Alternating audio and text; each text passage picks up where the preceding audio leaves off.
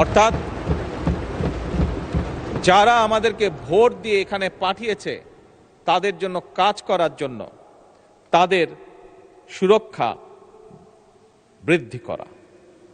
মাননীয় স্পিকার, দ্বিতীয় ধাপে আমরা চাই রাজস্ব সংস্কার, ব্যাংকিং খাতের পুনর্গঠন, বিনিয়োগ পরিবেশের উন্নয়ন, রফতানি বহুমুখীকরণ এবং অবশ্যই কর্মসংস্থান সম্প্রসারণ করা।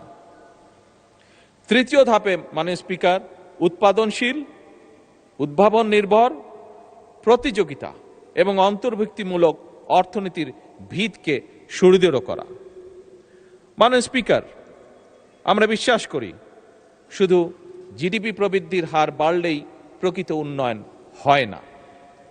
উন্নয়ন তখনই হয়, একজন মানুষ হিসেবে, একজন রাজনীতিবিদ হিসেবে আমি উন্নয়নকে তখনই বুঝি যখন সাধারণ মানুষের ঘরে স্বস্তি আসে, যখন জনগোষ্ঠীর, বিশেষ করে দরিদ্র জনগোষ্ঠীর সামাজিক সুরক্ষা নিশ্চিত হয়, যখন তরুণরা তাদের যোগ্যতা অনুযায়ী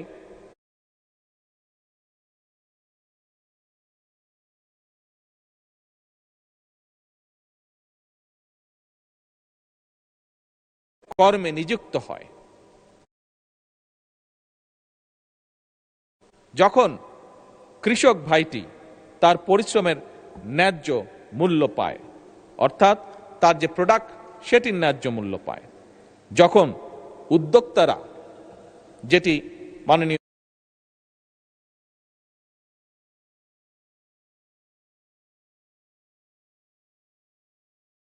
বিরোধী দলের নেতাও তার বক্তব্যে কিছুটা উল্লেখ করেছেন, যখন কোন ইনভেস্টর বা উদ্যোক্তা কোন রকম হয়রানি ছাড়া ব্যবসা শুরু করতে পারেন, ব্যবসা করতে পারেন এবং পরিচালনা করতে পারেন, এবং আমানতকারী তার অর্থ ফেরত পাওয়ার নিশ্চয়তা পান, এবং রাষ্ট্রীয় প্রতিষ্ঠানগুলো জনগণের কাছে স্বচ্ছ এবং দায়বদ্ধ থাকে।